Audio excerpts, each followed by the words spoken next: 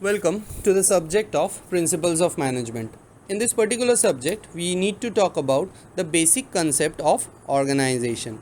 By organization, if we simplify the meaning of organization, we can define organization in the following manner. A group of people coming together, completing their designated jobs or designed job to achieve the common goals and objectives in order to achieve the predetermined result. If these all four things are combined together, that basically forms an organization. If we kind of simplify these above four mentioned terms, we can start off with group of people. Group of people basically means people with different kind of skill set. In the earlier period where management did not include this particular division of work, which was later on introduced by Henry Fayol, the efficiency of the organization, most importantly the output of the organization, was much low. What do we mean by designated jobs? Designated jobs practically means the specialization of the workers. Every single worker at this point of time is doing something or the other. That's something which the organization wants to do, wants that particular worker to do. The worker does it day in, day out. At the end of the day, that particular worker becomes specialized over that particular work. This is at the end of the day called specialization. The most common goal and objective of any organization there in the market, I want to remember my students that it is nothing but to maximize the profit. If we simplify the term profit, profit is practically income minus expenditure figure. If that particular resultant figure gives us a positive one, we basically talk about the organization achieving profit. If the figure is a negative one, we term it as loss.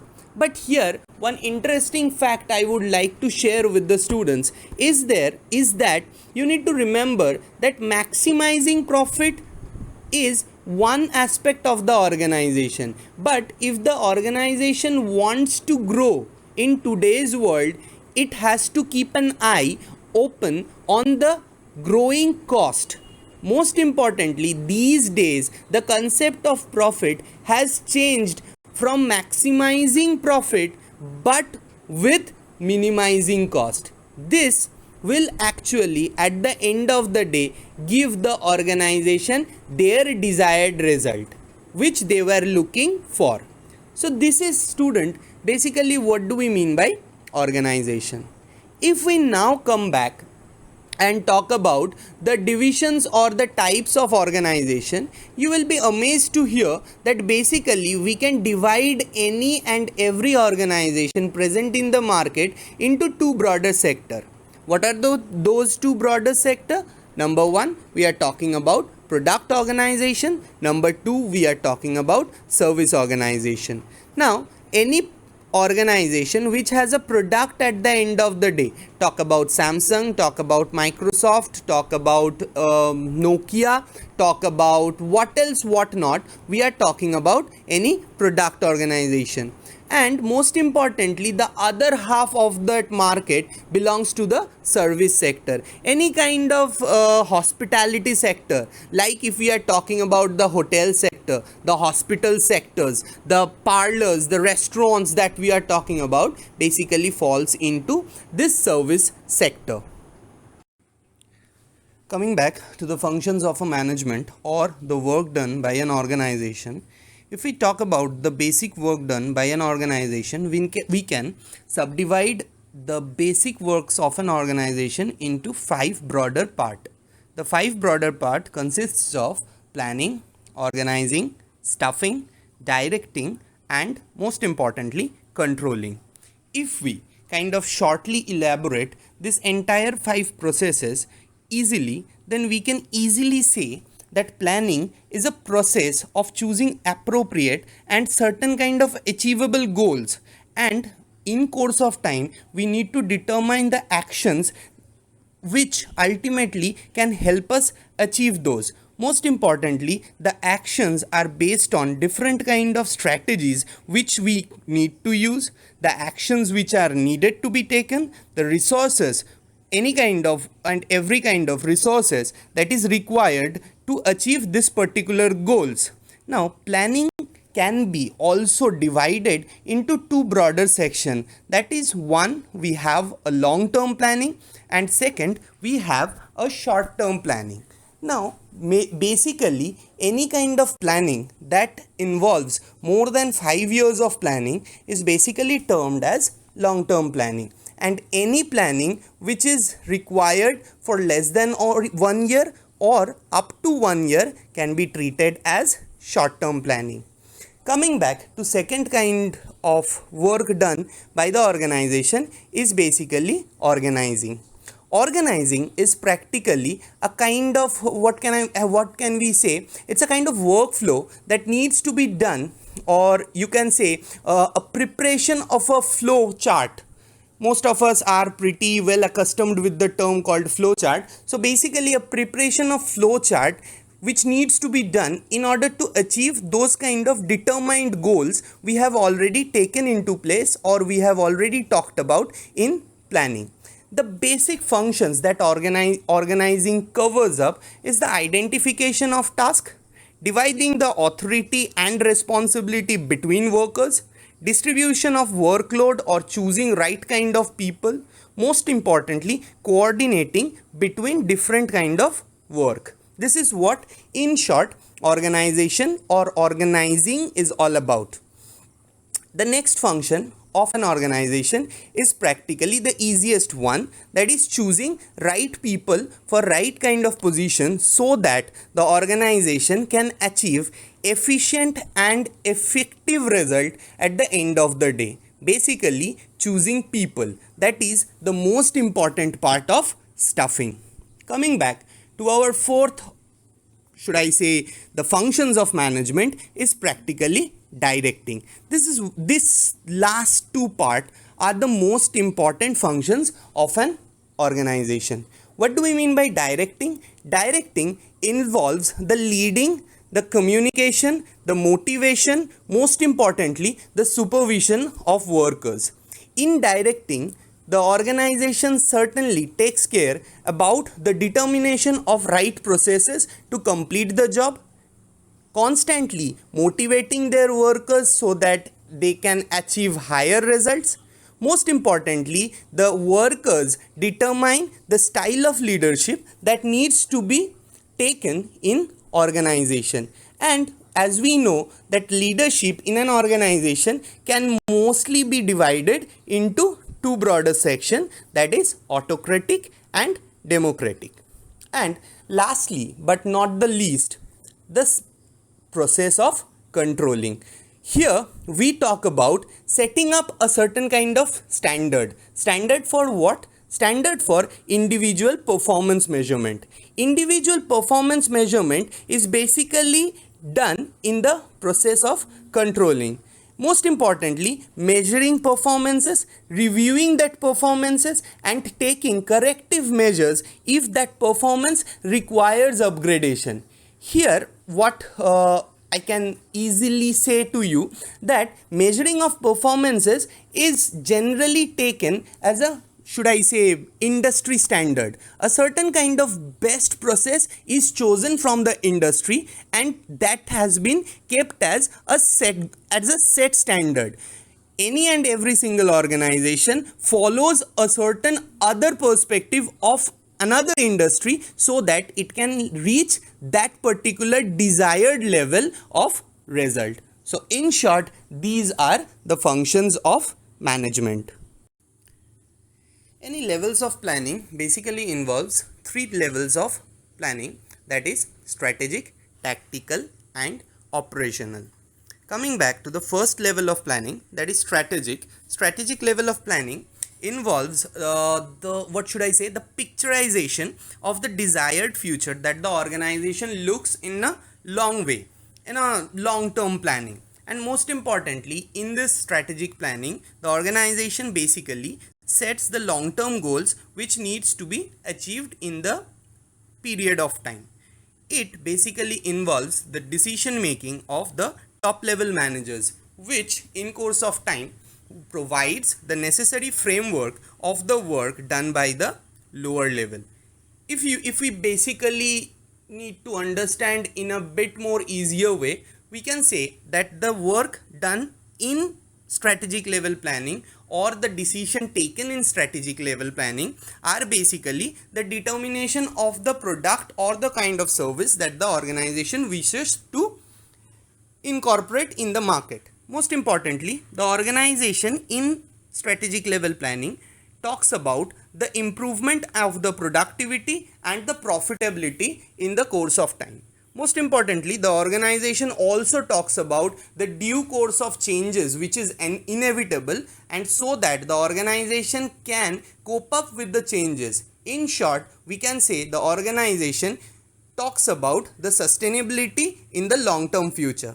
Most importantly, it kind of the strategic level planning kind of secures the future of the organization in the longer period of time. This is what we mean by strategic level planning. The next level of planning basically is the tactical level of planning.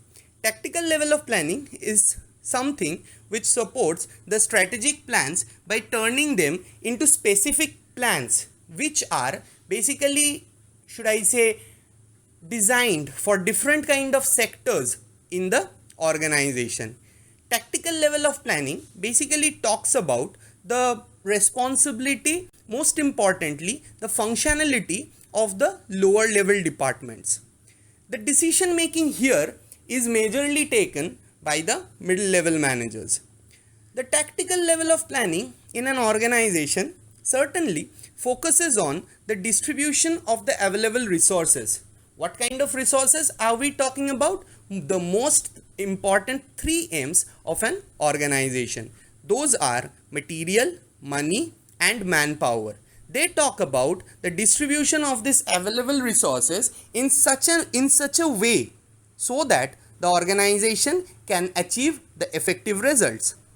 The third and the most important level of planning is called the operational level. Operational level basically involves the lower level of managers who directly work with the workers who actually achieve the result in the harder sense. What do operational planning basically do? It is a certain kind of development of a process or a specific kind of task which can be completed in the best possible way. There might be lot of processes and there might be lot of tasks which needs to be completed, but every single task and every single process needs to be optimized and completed in the best possible way to achieve the results. Operational planning basically divides the entire organization into certain functionable area. What kind of functionable area? Here comes the concept of departmentalization. What do we mean by departments? The basic 4 departments in an organization are basically the production department, the finance department, the marketing department, and the human resource department. And here the most important thing which is done in the organization is detailing each single task which occurs in the organization. You might be wondering, in the PPT I have also mentioned a 4th level of planning, that is contingency level of planning. See, in every facet of our life we face certain kind of obstacles. A famous quotation basically goes as the change is the only inevitable thing.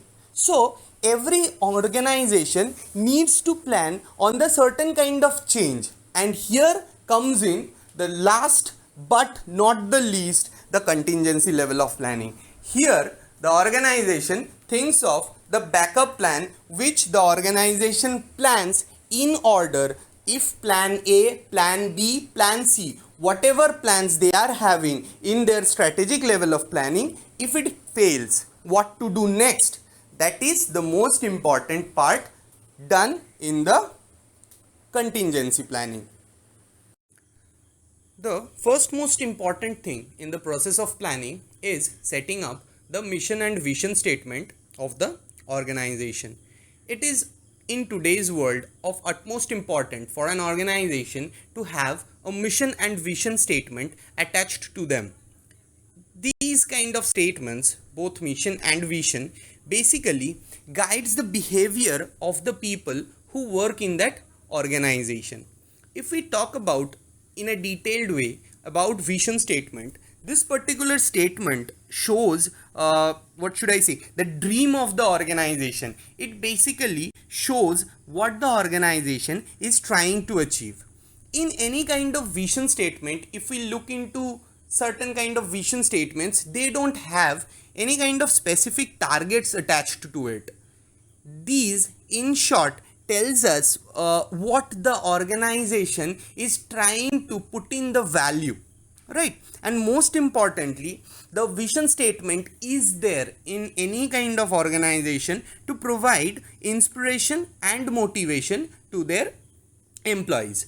Whereas if we talk about mission statement, they are far more realistic in approach.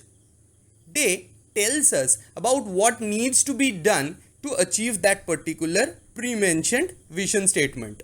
Most importantly, it tells us why the organization or how the organization will be different from other competitors in the industry.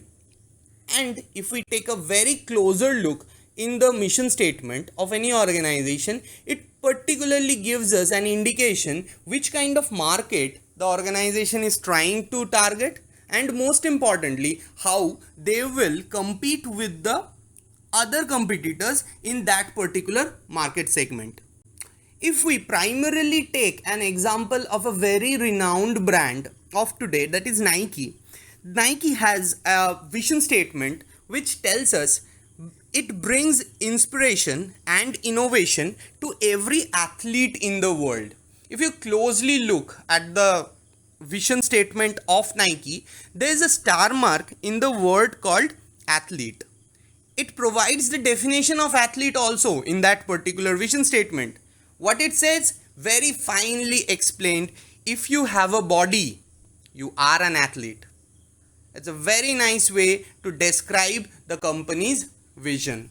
If you go through that same organization's mission statement, it is far more specific. It quotes, creating groundbreaking sports innovations, make our products sustainable, most importantly, build a creative and diverse global team, and make a positive impact on communities where we live and grow. So see, as I have previously mentioned in the mission and vision statement, the exact kind of feeling we are getting from the Nike's mission and vision statement. Moving on to the process of planning, the second most important part is setting the goals and objectives. It is very much related with the mission and vision statement of the organization. Goals shows us the bigger picture, what the organization is dreaming. Most importantly, it tells us about the target of the organization. In many ways, goals are broader in nature. It has a longer time period attached with it to be achieved. Most importantly, it sets a general direction in which the organization should be working. It is to some extent non-measurable in its nature. It cannot be measured. Goals are usually non-measurable. And most importantly, it focuses, as I said previously, on the specific target of the organizations. On the other hand, if you closely look at the objectives of an organization, they are far more specific. They have a certain kind of achievement orientation attached with it. Most importantly, it is measured. How it is measured? It is always time bound. And most importantly, it provides solution to short-term problems. Objectives, on a broader hand, basically tells us how exactly the goals can be achieved. A certain very simple kind of example can be taken into consideration under this aspect of goals and objectives. Suppose a certain goal of an organization is to achieve profit in a certain quarter of the year. Up to this, if you say how much profit, we don't know. So goal does not have any kind of measurability attached to it. But on a certain aspect, if we closely look at a certain kind of objective statement, it says I want 5% growth in Indian market. Now see, if a brand is a global one, India is a part of their plan, it's a part of their market, so they want 5% profit increase in Indian market. So that is far more achievable, that is far more specific, that is far more time bound. So basically this is what we mean by goals and objectives. So basically students, mission, vision, goals and objectives are a certain kind of, what should I say, structure in which the organization basically then goes on to the planning part. Talking about various tools or processes used in planning or effective planning, the first tool which we can talk about is the McKinsey's 7S principle.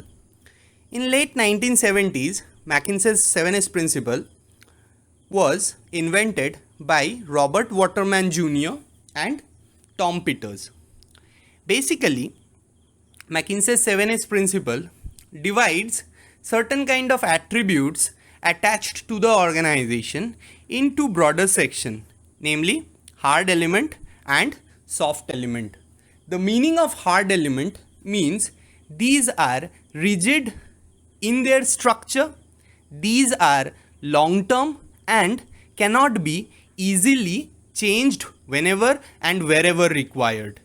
Whereas soft elements of the organization are practically indicating to those kind of elements which generally is kind of adaptive in its nature, and certain kind of restructuring can be done with those kind of elements. If we look closely at the hard elements and the soft elements, the three hard elements consists of strategy, structure and system. In short, what do we mean by strategy?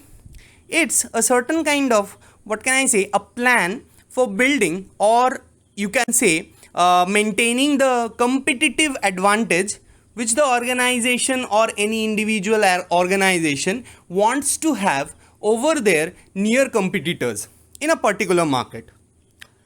Any kind of division of departments, of teams, and the communication within those teams, the kind of communication that goes on within the organization are referred to the structure. Any kind of measurement of daily activity, any kind of measurement of daily procedures, which ultimately are used to get the job done at the end of the day for the organization, are treated as system. So these are the non-negotiable part where the organization cannot change it day in, day out.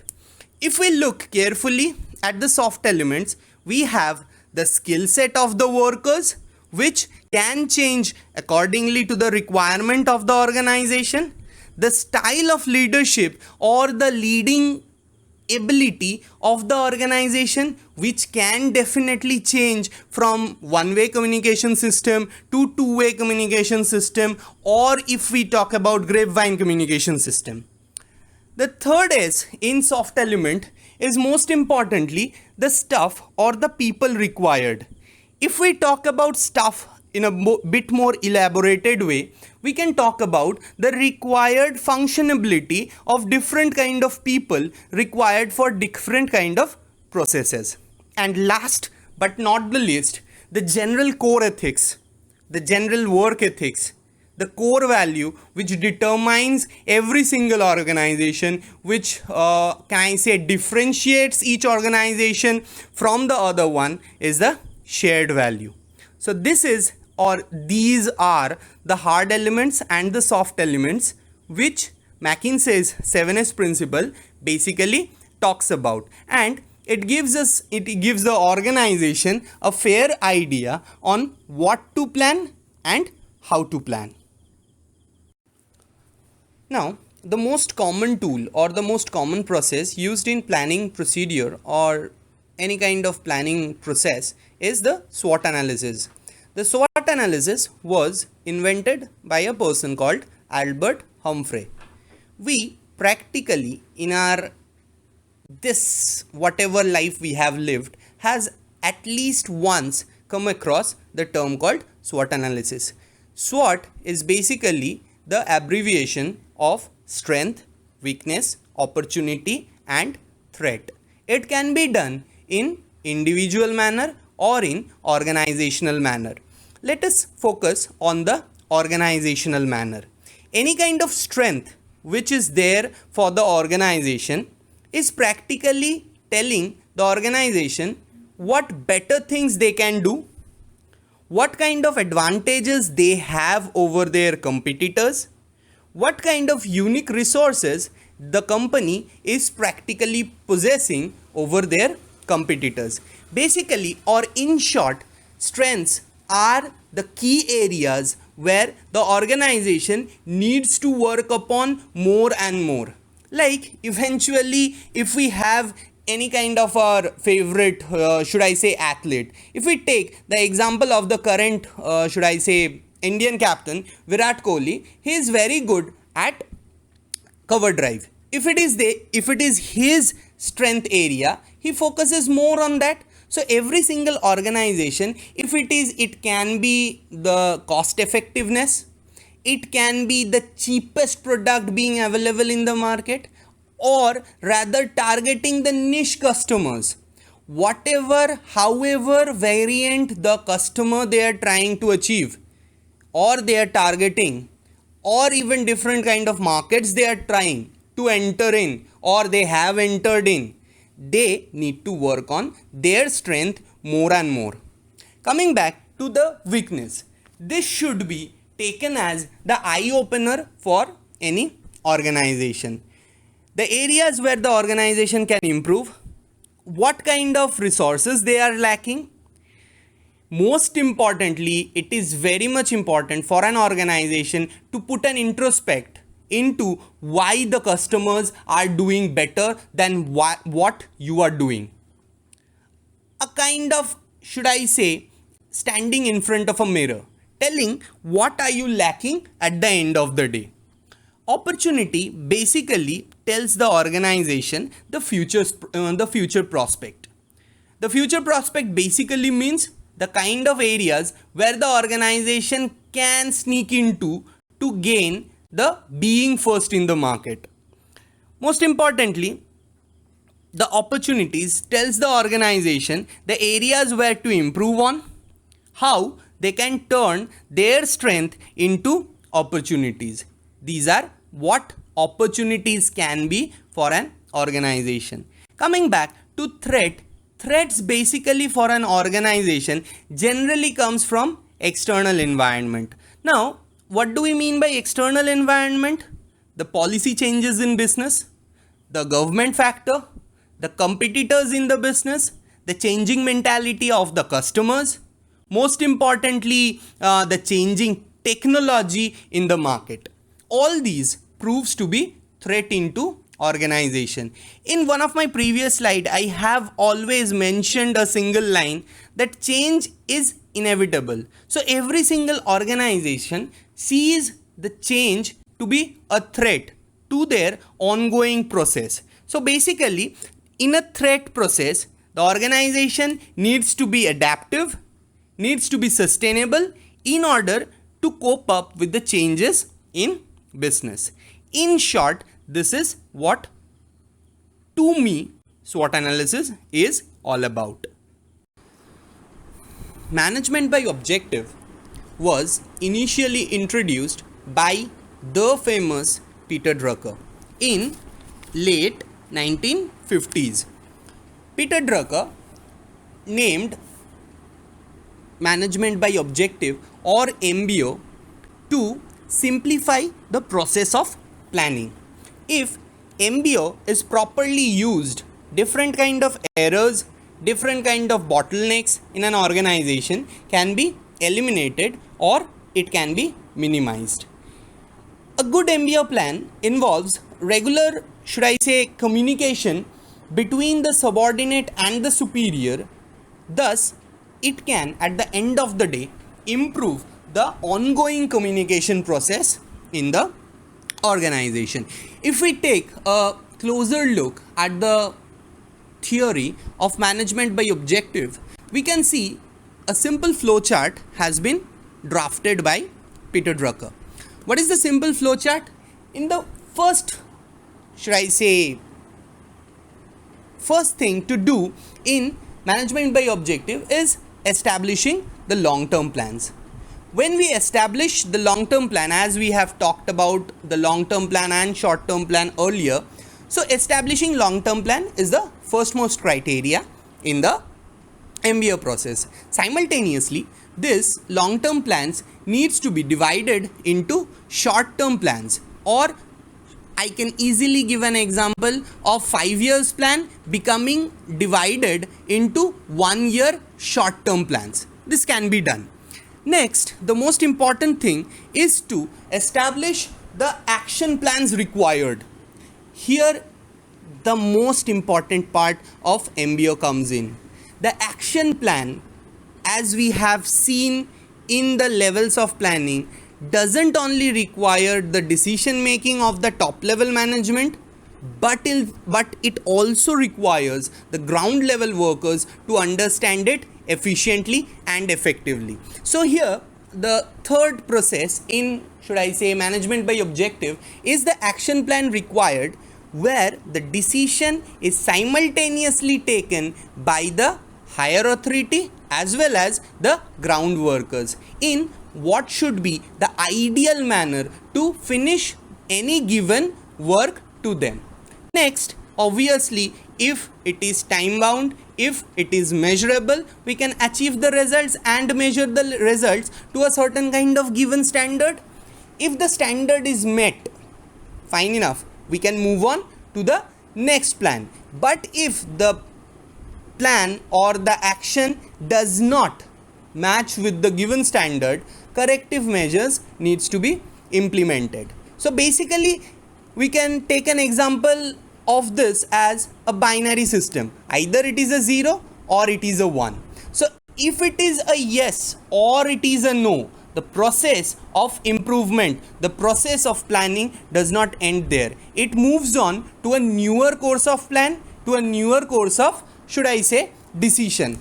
If the positive sides of the MBO can be, should I say, discussed, we have seen, or managers have found, MBO to be very effective.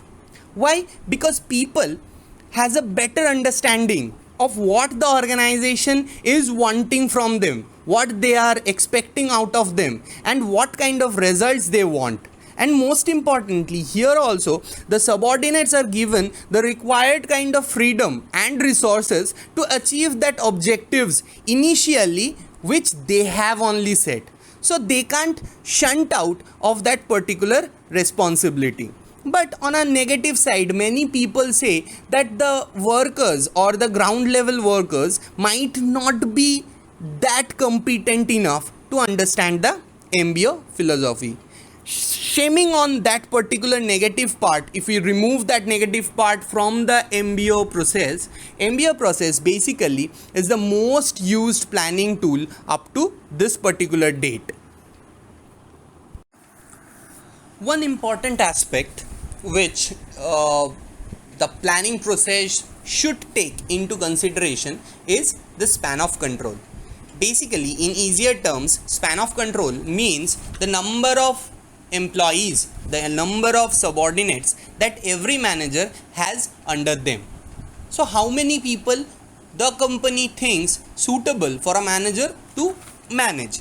If we talk about this particular aspect, in span of control, we can divide span of control into two broader parts, that is centralization and decentralization. The concept of centralization basically tells us that the decision making comes from the top level and it has to be taken into aspect and duly followed by the lower level. And basically in the decision making process, the lower level does not have their say. But in decentralization, the opposite thing happens. A two-way communication system is always there present in the organization between the employers as well as the employees. Now, if the organization wants to understand on the decision that needs to be taken, that the organization will follow either centralization or decentralization, I have pointed out certain kind of factors which can help the organization taken in the decision, or which generally helps the organization taking this particular choice. First and foremost thing which the organization needs to take into consideration is the size of the organization. If the size of the organization is big, the presence of the organization is there in many countries, in many cities, then, and also the organization has very diversified product line, the organization finds it quite difficult to take decision from one particular place. If the size of the organization is large, the most important thing that the organization needs to do is to decentralize it, make it taking decision from various places. The next thing which the organization needs to talk about is where the target market is for the organization. In easier words, target market is practically the target customers which the organization are trying to connect with. So if the customers of an organization are practically far from where the organization is situated, it is very difficult for the organization to understand the need and the requirement of the customers. So if the customer or the target customers are geographically located in a remote place, the organization should always opt for decentralization. Now, the most important thing which organization takes into account before taking this decision is the competency of both the top level manager of taking the decision and the competency of the subordinates willing to take up the responsibility.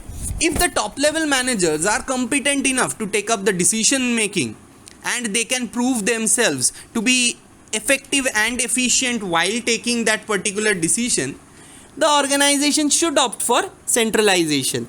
But if there are juniors or subordinates who are willing to take up responsibility, who can do the work as efficiently as the higher level managers, the organization should always opt for decentralization. And most important thing, rather than everything, how quickly that any kind of decision that needs to be taken. If the organization considers that particular fact taken into consideration, the organization for a quicker decision should always opt for decentralization. Now, if we just for a quick recap talk about the advantages of centralization, that particularly I can highlight one most important advantage of centralization is it reduces wastage pretty much. It can optimize the utilization of human resource and physical resource. Most importantly, it is one of the favored processes for any organization to handle any kind of emergency. Similarly, in case of decentralization, to remove the excessive load of the higher level managers, organizations generally tend to develop managers by taking the process of decentralization, where in a shorter span, in a shorter period, they are given, the juniors are given the opportunity to develop themselves into the future budding managers. This particular decentralization process is very much motivational for the subordinates, as it gives them the required freedom to take the decisions. So these are the pros and cons of centralization and decentralization. We have, up to this point of time, extensively talked about the process of planning. If we now try to wind up in understanding what planning is, let us first talk about the importance of planning. Why planning was required for every single organization. The first thing which the planning focuses on is the increased performance. If any kind of organization effectively plans and implements it in the right way, the performances of individual, the team, and in a collective effort, the organization should be always visible. The performances which can be measured is the efficiency, the increased profitability, also the returns on the investment that the organization can measure. The second most importance of planning, that it focuses on the objectives. What do we mean by that?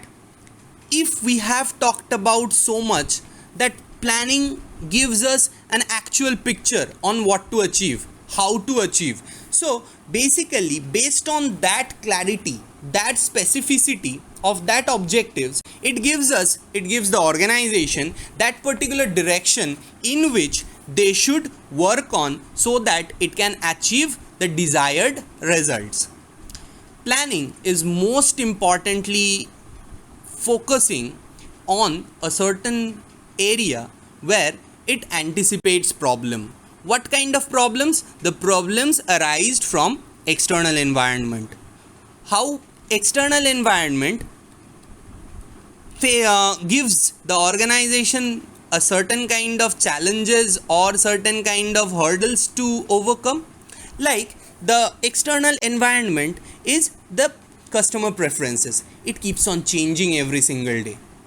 The technical growth of the required technology, that changes every single day. The business policies which the government uses and which can change every single day.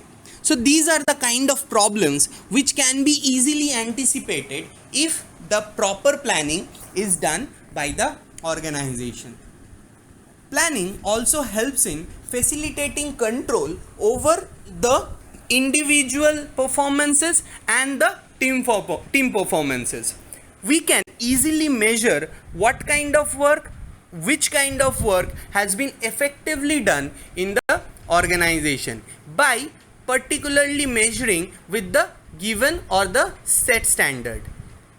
In addition to that, if every single planning is done effectively and efficiently, it becomes pretty easier for the top level as well as the middle level managers to take the right kind of decision at right point of time so that the organization may sustain and grow in this ever changing market scenario. Now, like every single process which are not error free, a certain kind of term called planning is also not error free. The certain things which hinder the effectiveness of planning are the following ones. We can easily talk about the first and foremost barrier to effective planning is the insufficient resource. In today's world, one thing is stringently given to every department, to every organization available. It is the resource. By resource, what do we mean? Material, the finance or the money, manpower, whatever we are talking about.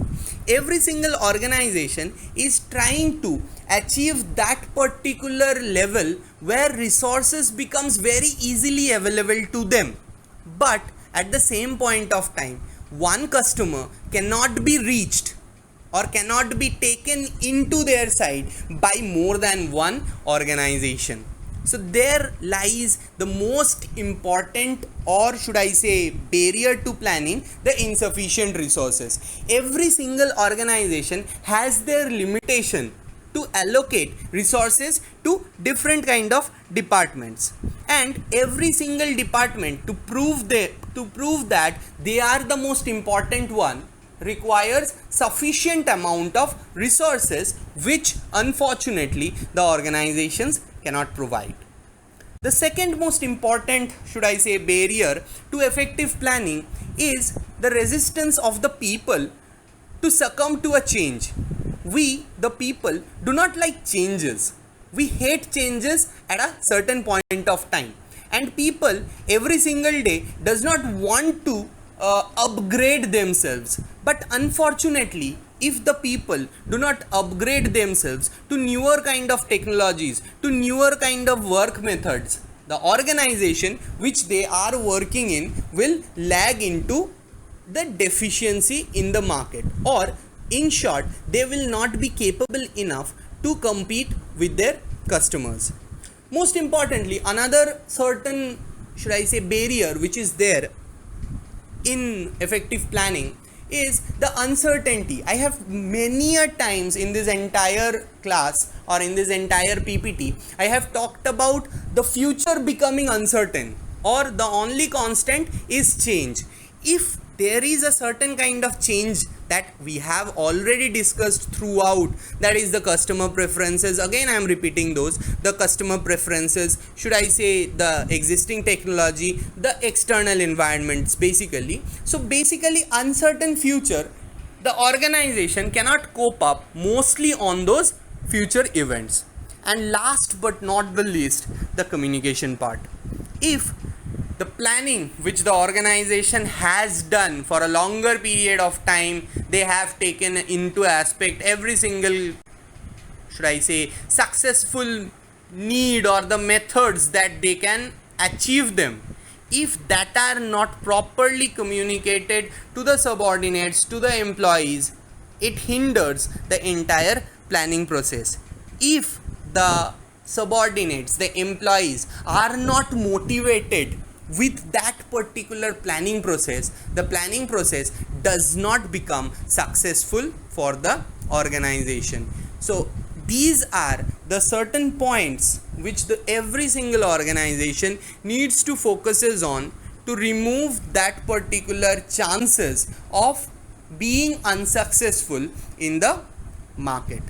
Thank you for listening to this PPT, and this is what I have to deliver in the chapter of planning. Thanking you again. This is Debayan Chakraborty ending the PPT.